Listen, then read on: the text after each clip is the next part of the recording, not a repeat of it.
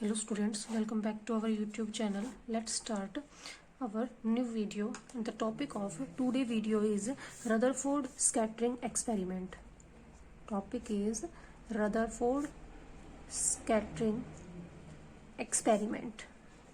ठीक है, तो जैसा कि हमें पता है कि जो न्यूक्लियर जो मॉडल था एटम का वो सबसे पहले सजेस्ट किया था रदरफोर्ड ने। ठीक है, और उन्होंने अपना कुछ एक्सपेरिमेंटल सेटअप तैयार किया था। ठीक है, उन्होंने कुछ एक्सपेरिमेंटल सेटअप तैयार किया कुछ ऐसे। इन्होंने क्या लिया, एक ये है आपकी लेड का बॉक्स है, ये बोल सकते हो। ठीक है, ये क्या है, लेड बॉक्स है। ठीक है, इसके अंदर इन्होंने क्या किया, रेडियम को रखा। किसको रखा, रेडियम, जो कि क्या है आपका एक अल्फा पार्टिकल का सोर्स है, अल्फा सोर्स। ठीक है, और ये क्या है आपका लेड।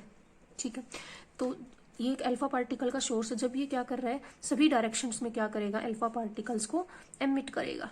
तो बाकी सब अल्फा पार्टिकल्स तो क्या हो जाएंगे, एब्जॉर्ब कर लिए जाएंगे इस लेड के द्वारा। बस उनको छोड़ के जो क्या हो रहे हैं, इस होल के थ्रू एमिट होंगे। बाकी जो अदर डायरेक्शंस में जितने भी अल्फा पार्टिकल एमिट होंगे वो सभी क्या होंगे आपके इससे के द्वारा, क्या बोल सकते हो, ये आपके जो है एब्जॉर्ब कर लेगा। ठीक है, सिर्फ इनको जो अलोंग द होल एमिट होंगे। तो यहां से एक नैरो बीम हम लेते हैं, किसकी, अल्फा बीम बोलते हैं जिसको। ठीक है, अल्फा पार्टिकल वैसे क्या होता है, helium nucleus, that is 2He4 होता है। ठीक है, इन्होंने क्या किया, ये जो नैरो बीम थी अल्फा पार्टिकल की, ये स्ट्राइक करवाई इन्होंने किस पे, गोल्ड फॉइल पे। किसके ऊपर स्ट्राइक करवाई, गोल्ड फॉइल पे। ठीक है, और फिर इन्होंने क्या किया, थिन गोल्ड फॉइल ली थी। ठीक है, और इधर क्या लगा दी इन्होंने, स्क्रीन। ठीक है, ये डिस्टेंस R, ये क्या लगा दी, फ्लूरोसेंट स्क्रीन बोल सकते हो। ठीक है, फ्लूरोसेंट स्क्रीन किसके लिए, ऑब्जर्व करने के लिए पैटर्न को, कि कैसा क्या पैटर्न आता है। ठीक है, तो ये डेविएशन अलग अलग डायरेक्शंस में जो डेविएट हुई। ठीक है, और उन्होंने ऑब्जर्व किया। ठीक है, तो देखो क्या था, इन एक्चुअल में इन्होंने क्या किया, इन्होंने न्यूक्लियर मॉडल जो सबसे पहले एटम का वो सजेस्ट किया रदरफोर्ड ने, और उन्होंने ये अपना एक्सपेरिमेंटल सेटअप किया जिसमें उन्होंने क्या लिया, ये आपका एक लेड बॉक्स है जिसके अंदर इन्होंने रेडियम पार्टिकल को रखा जो कि अल्फा पार्टिकल का सोर्स है। ठीक है, अल्फा पार्टिकल एमिट कर रहा है तो ये सभी डायरेक्शन में एमिट करेगा, बाकी सबको तो लेड जो है वो एब्जॉर्ब कर लेगा। सिर्फ जो अलोंग द होल एमिट होंगे वो एक नैरो बीम होगी। उन्होंने इसको किस पे स्ट्राइक करवाया, गोल्ड फॉइल पे, और कुछ ऑब्जर्वेशंस ऑब्जर्व की। ठीक है, इसके बारे में अगर थोड़ा सा लिखें तो क्या लिखोगे, the nuclear model of atom, the nuclear model किसका, of atom was first suggested by किससे, Rutherford as shown in figure 1। ठीक है, ये है आपकी फिगर 1 एक्सपेरिमेंटल सेटअप। ठीक है, तो इन्होंने क्या किया, द अपरेटस, ये जो आपका अपरेटस है पूरा, इसको इन्होंने has to enclosed in vacuum. ठीक है, and a beam of alpha particle and a beam, कैसे बीम, नैरो बीम। ठीक है, beam of alpha particle was, या narrow beam of alpha particle किससे, from radium source, from radium was made to strike किस पे, on a thin gold foil, thin gold foil. ठीक है, the scattered alpha particle, अब जो scattered हुई, ठीक है, the scattered alpha particles were detected, उनको डिटेक्ट किया गया किससे, by a fluorescent screen, by a fluorescent screen. ठीक है, the observations are as follow, फिर उन्होंने क्या ऑब्जर्व किया। ठीक है, इसके बाद क्या आती है इनकी ऑब्जर्वेशंस की, इन्होंने इस तरीके के सेटअप से इन्होंने क्या ऑब्जर्व किया, कुछ ऑब्जर्वेशंस आई। तो इन्होंने क्या ऑब्जर्व किया कि जो most of the alpha particle है ना, वो क्या हो रहे थे, आपके सीधे जा रहे थे। ठीक है, किससे, उस गोल्ड फॉइल से, और क्या कर रहे थे, सेंसिलेशन प्रोड्यूस कर रहे थे फ्लोरोसेंट स्क्रीन पे। इसका मतलब ज्यादातर जो थे वो क्या जा रहे थे, सीधे जा रहे हैं, इसका मतलब स्कैटर नहीं हो रहे, डेविएट नहीं हो रहे, तो इसका मतलब आपका जो एटम है वो ज्यादातर क्या है, होलो है। ठीक है, एटम क्या है, ज्यादातर होलो है।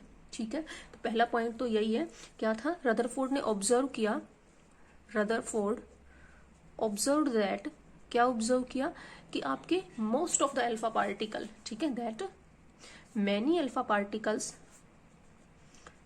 आपके जो काफी सारे जो अल्फा पार्टिकल्स थे, वेंट स्ट्रेट, ठीक है, थ्रू द फॉइल, ठीक है। दिस इंप्लाइज, ये क्या इंप्लाई कर रहा था, this implies that the atom जो है वो आपका क्या है, इज होलो, आपका एटम क्या है, होलो है। ठीक है, सेकंड जो ऑब्जर्वेशन आई वो पहली तो ये थी कि ज्यादातर क्या हो रहे थे, अनडेविएटेड थे, स्ट्रेट जा रहे थे। फिर उन्होंने पाया कुछ एक क्या हो रहे थे, कोलाइड कर रहे थे और स्कैटर्ड हो रहे थे थ्रू स्मॉल एंगल, और कुछ ऐसे थे जो आपका ज्यादातर, आप ये बोल सकते हो ज्यादातर तो क्या थे, आपके अनडेविएटेड थे, कुछ एक तो थे वो स्मॉल डेविएशन हो रहा था, और 1000 में से एक ऐसा था जो क्या हो रहा था, आपका बैक स्कैटर्ड हो रहा था, मतलब उसी डायरेक्शन में 180 डिग्री पे, ये बोल सकते हो। ठीक है, तो उन्होंने क्या पाया कि कुछ फ्यू अल्फा पार्टिकल्स डिफ्लेक्ट हो रहे थे थ्रू वेरी लार्ज एंगल्स, और उनमें से सम ऑफ देम बहुत ही कम, 1000 में से 1 वो क्या हो रहे थे, बैक स्कैटर्ड हो रहे थे। ठीक है, जबकि ये तो एक्सपेक्टेड नहीं था, उस टाइम पे ऐसा सब कुछ एक्सपेक्टेड नहीं था, क्योंकि उस टाइम पे तो क्या कहा गया था पहले तो, कि जो है आपका जो आपका पॉजिटिव चार्ज है वो यूनिफॉर्मली स्ट्रीम्ड है ओवर द एंटायर वॉल्यूम, है ना, ये पहले तो ये कहा गया था। ठीक है, तो जो दूसरी ऑब्जर्वेशन थी वो इन्होंने क्या पाई कि सम ऑफ द अल्फा पार्टिकल्स, कुछ अल्फा पार्टिकल्स क्या हो रहे थे, डेविएटेड थ्रू लार्ज एंगल। ठीक है, वाइल फ्यू ऑफ देम, जबकि कुछ, ठीक है, few of them are scattered at, वो क्या हो रहे थे, स्कैटर्ड हो रहे थे एट 180 डिग्री, या फिर बोल सकते हो दैट इज बैक स्कैटर्ड। ठीक है, तो ये थे, ये इन्होंने क्या पाई, कुछ ऑब्जर्वेशन पाई। ठीक है, अब लार्ज, देखो हमने कहा कुछ लार्ज एंगल पे क्या हो रहे थे, कुछ लार्ज एंगल पे डेविएट हो रहे थे ना, तो इसको एक्सप्लेन करने के लिए उन्होंने कहा कि एटम के अंदर जो एंटायर पॉजिटिव चार्ज होता है और जो होल मास होता है वो कंसंट्रेटेड होता है किसमें, एक स्मॉल सेंट्रल कोर में, जिसको हम क्या बोलते हैं, न्यूक्लियस, जो किससे सराउंडेड होती है, बाय क्लाउड ऑफ इलेक्ट्रॉन। मतलब इन्होंने कुछ ऐसी फिगर बनाई, इन्होंने जो न्यूक्लियस की जो स्ट्रक्चर दी वो, या एटम की जो स्ट्रक्चर दी ऐसे दी कि बीच में क्या होता है, एक न्यूक्लियस सेंट्रल में। ठीक है, ये बोल सकते हो। ठीक है, और ये क्या है, इलेक्ट्रॉन्स एम्बेडेड है। ठीक है, तो इन्होंने कहा कि जैसे ये अल्फा पार्टिकल्स जो आपके क्या हो रहे थे, लार्ज एंगल पे, ये बोल सकते हो काफी दूर थे, वो तो क्या हो रहे थे, स्ट्रेट जा रहे थे। ठीक है, कुछ जो नजदीक आए, ठीक है, इधर ये न्यूक्लियस के नीज, तो वो क्या हुए, लार्ज एंगल से डेविएट हुए ऐसे, और जो बिल्कुल ही क्या हो रहे थे नजदीक से, तो वो कुछ डिस्टेंस तक इसको अप्रोच करेंगे और उसके बाद क्या हो गए, वो आपके बैक स्कैटर्ड हो गए। ठीक है, तो ये इन्होंने क्या दी, ये क्या है, लार्ज, ये स्ट्रेट, कुछ जो थे ज्यादातर क्या जा रहे थे, स्ट्रेट चार थे, ये कौन से थे, जिन्होंने लार्ज डेविएशन शो किया, और ये कौन सा था, जो बैक स्कैटर्ड था। ठीक है, तो इन्होंने इसको कैसे एक्सप्लेन किया, इसकी इन्होंने एक्सप्लेनेशन दी। ठीक है, कि ऐसा क्यों हो रहा है, तो इन्होंने क्या कहा, इन्होंने कहा कि अल्फा पार्टिकल जो होता है आपका, ठीक है, वो क्या होता है, helium nucleus, that is 2He4, मतलब क्या होता है, इस पे +2E चार्ज होता है, क्या होता है, +2E चार्ज। ठीक है, तो जब, और न्यूक्लियस पे चार्ज कितना होता है, +Ze होता है। तो जब अल्फा पार्टिकल अप्रोच कर रहा है किसको, ये भी पॉजिटिवली चार्ज और हीलियम न्यूक्लियस भी क्या है, पॉजिटिवली चार्ज, तो इन दोनों के बीच में क्या होता है, आपका कूलम्ब रिपल्सन होता है। ठीक है, जब हीलियम न्यूक्लियस किसकी तरफ अप्रोच करेंगे, न्यूक्लियस की तरफ, हीलियम जो पार्टिकल है, सॉरी अल्फा पार्टिकल या हीलियम न्यूक्लियस बोल सकते हो, जो कि अल्फा पार्टिकल ही है, वो अप्रोच करता है किसको, न्यूक्लियस की तरफ। न्यूक्लियस पे चार्ज कितना है, +Ze, ये किस पे चार्ज है, न्यूक्लियस पे। तो इन्होंने कहा इनके बीच में क्या होता है, कूलम्ब रिपल्सन होता है, एक दूसरे पे क्या एक्ट करते हैं, कूलम्ब रिपल्सन। ठीक है, तो यहाँ पे लिखेंगे कि रदरफोर्ड ने क्या अज्यूम किया, अज्यूम्ड दैट क्या, व्हेन अल्फा पार्टिकल, जब आपका अल्फा पार्टिकल, ठीक है, जो क्या कर रहा है, कैरिंग +2e चार्ज, ठीक है, वो क्या करता है, अप्रोच करता है किसको, द पॉजिटिवली चार्ज न्यूक्लियस को, ठीक है, न्यूक्लियस को, तो दे एक्ट, वो क्या करते हैं, Coulomb repulsion force, Coulomb's repulsion force on each other, और वो फोर्स की वैल्यू कितनी होती है, k, that is 1/4πε0 Q1 Q2 ZE 2E + 2E upon R², ठीक है। इसीलिए इन्होंने ये कहा, ये क्या है आपका कूलम्ब रिपल्सन। तो देखो यहां से इन्होंने कहा कि जब R की वैल्यू क्या है, वेरी लार्ज है, R की वैल्यू लार्ज मतलब जब अल्फा पार्टिकल क्या है, 4 अवे है किससे, from the nucleus centre, from the nucleus, तो क्या होगा, R की वैल्यू ज्यादा है तो इसका मतलब repulsive force, coulomb repulsive force क्या होगा, वहां पे कम होगा, इसलिए वो क्या चले जाएंगे, स्ट्रेट चले जाएंगे, ठीक है। जब R की वैल्यू थोड़ी सी कम होगी, ठीक है, मतलब वो थोड़ा नजदीक आएंगे न्यूक्लियस के, तो उस टाइम पे कूलम्ब रिपल्सिव फोर्स क्या होगा, इंक्रीज होगा, तो वहां पे क्या पाया गया, स्मॉल डेविएशन पाया गया, ठीक है। जब R की वैल्यू क्या हो, और भी ज्यादा कम हो, R इज मोर लेस, ठीक है, तो कूलम्ब रिपल्सिव फोर्स और ज्यादा इंक्रीज होगा, तो उस टाइम पे जब मतलब वो क्या कर रहे हो, मोर लेस का मतलब जब वो हिट कर रहे हो फ्रॉम फ्रंट, बिल्कुल आगे से, ठीक है, तो उस टाइम पे कूलम्ब रिपल्सन ज्यादा होगा, तो क्या करेंगे, जो आपका अल्फा पार्टिकल है उसकी पोटेंशियल एनर्जी तो क्या होगी, बढ़ती जाएगी, लेकिन काइनेटिक एनर्जी डिक्रीज, मतलब उसकी स्पीड क्या होती जाएगी, लेस होती जाएगी, जैसे जैसे वो न्यूक्लियस के नजदीक आएगा कूलम्ब रिपल्सन बढ़ेगा, तो वो इसकी कूलम्ब रिपल्सिव फोर्स इसकी स्पीड को क्या करेगा, कम करेगा, कि कुछ डिस्टेंस तक अप्रोच कर पाएगा, यहाँ पे उसकी काइनेटिक एनर्जी बिल्कुल जीरो, पोटेंशियल एनर्जी मैक्सिमम। अब कूलम्ब रिपल्सिव फोर्स की वजह से ये क्या होगा, बैक स्कैटर्ड हो जाएगा, ठीक है। तो इस वजह से इन्होंने इस तरीके से क्या किया, एक्सप्लेन किया किसको, जो है स्ट्रक्चर ऑफ न्यूक्लियस। तो इन्होंने कहा न्यूक्लियस के अंदर सेंट्रल कोर में होल मास कंसेंट्रेटेड होता है और पॉजिटिवली चार्ज होता है वो, जिसको इन्होंने क्या नाम दिया, इसका न्यूक्लियस नाम दिया, एटम के सेंटर में, ठीक है। तो ये इसको क्या नाम दे दिया गया, न्यूक्लियस। इस तरीके से इन्होंने कूलम्ब रिपल्सिव फोर्स से इसको एक्सप्लेन किया, ठीक है। अब एक और टर्म आती है इसमें, that is distance of closest approach. Next one is the distance of closest approach. जैसे मैंने अभी अभी बताया कि जो आपके फ्रंट में जो आपके अल्फा पार्टिकल जो हिट करते हैं, जो बैक स्कैटर्ड हो जाते हैं, वो कुछ डिस्टेंस तक न्यूक्लियस को अप्रोच करते हैं, कुछ डिस्टेंस तक, तो उस डिस्टेंस को हम क्या बोलते हैं, उसकी डिस्टेंस ऑफ क्लोजेस्ट अप्रोच। तो हमें वो डी की वैल्यू फाइंड आउट करनी है, that is the distance of closest approach, ठीक है।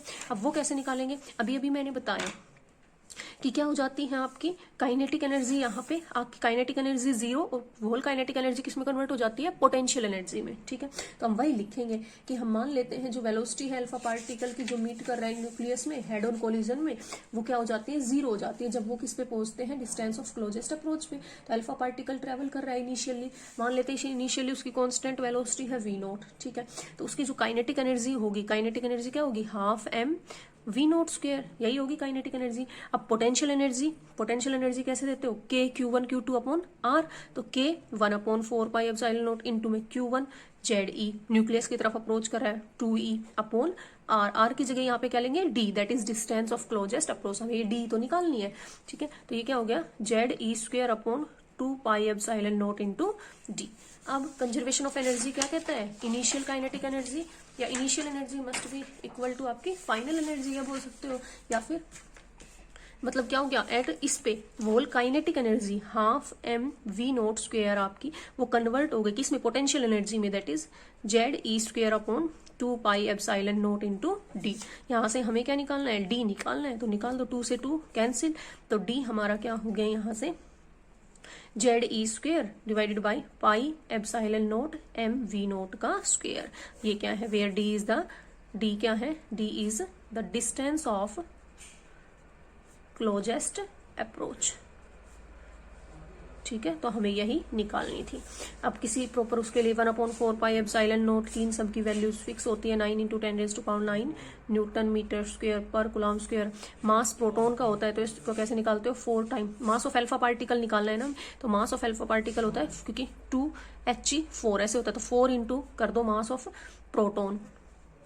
ठीक है, तो जब हम कुछ वैल्यूज किसी पर्टिकुलर के लिए निकालते हैं तो डी की वैल्यू नियरली 10⁻⁻14 मीटर आती है। ठीक है, और ये किसका आइडिया देता है, ये देता है आपका अपर लिमिट किसकी, of the nucleus, of the upper limit of the size of nucleus, कि जो न्यूक्लियस का साइज है वो इसकी मैक्सिमम अपर लिमिट है, ये इससे नीचे हो सकता है। ठीक है, तो ये क्या है आपका जो है Rutherford scattering alpha particle scattering experiment. सबसे पहले उसका एक्सपेरिमेंटल सेटअप बताओगे क्या होता है, क्या ऑब्जर्वेशन आई उस एक्सपेरिमेंट से।